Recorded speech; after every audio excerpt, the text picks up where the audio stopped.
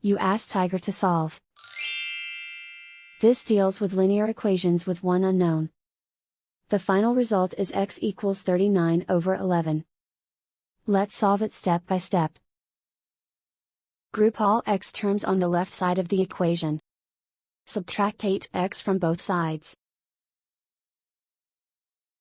Group like terms. Simplify the arithmetic.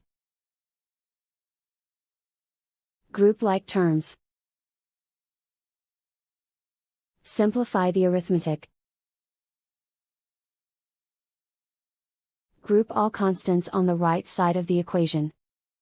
Subtract 32 from both sides. Simplify the arithmetic.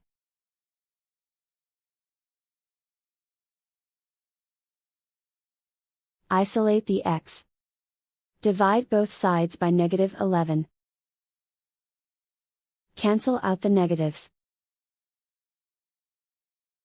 Simplify the fraction. Cancel out the negatives.